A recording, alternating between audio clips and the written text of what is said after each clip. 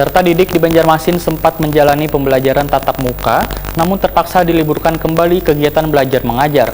Lantaran status kota Seribu Sungai ini kembali menerapkan PPKM level 4. Bila statusnya turun ke level 2 atau 3, maka pembelajaran tatap muka akan kembali bisa dilakukan, tentunya harus dengan protokol kesehatan yang ketat.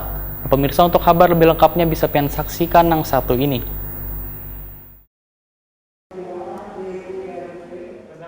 Peserta didik di Banjarmasin sempat menjalani pembelajaran tatap muka, namun terpaksa diliburkan kembali kegiatan belajar mengajar lantaran status kota Seribu Sungai ini kembali menerapkan PPKM level 4. Proses belajar mengajar secara daring atau online ini menjadi tantangan wan tugas berat Dinas Pendidikan agar kembali bisa mengupayakan pembelajaran tatap muka. Demikian dipadahkan Kepala Dinas Pendidikan Banjarmasin Toto Agus Daryanto, Wetokuni Prima TV Jelang kemarin Jumat 13 Agustus 2021. Toto Agus Daryanto pun meminta bersabar bagi peserta didik yang ingin belajar tatap muka karena harus menunggu turunnya level PPKM terlebih dahulu. Bila statusnya turun ke level 2 atau 3, maka pembelajaran tatap muka akan kembali bisa dilakukan, tentunya harus dengan protokol kesehatan yang ketat.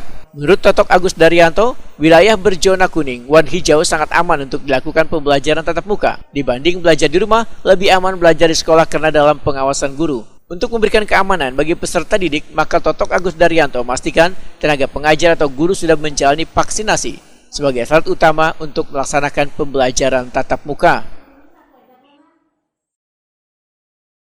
Kalau pemberitaan yang ada memang belum ada surat resmi ya dari kementerian, tetapi kan kalau dari pemberitaan di sosial media itu pada posisi level 3 itu sudah diperbolehkan tatap muka. Nanti kita akan konsultasi dengan tim gugus tugas lagi, apakah pada posisi level 3 kita diperbolehkan. Kalau Pak Wali dalam tanda petik memberikan lampu hijau, kita laksanakan. Itu pun level 3 secara keseluruhan ya. Tapi yang di belajar ya tetap di kelurahan-kelurahan yang dengan zona kuning dan hijau. Ya, jadi nanti yang oranye kita tinggal dulu, seperti itu. Mungkin itu rencana kebijakan kita.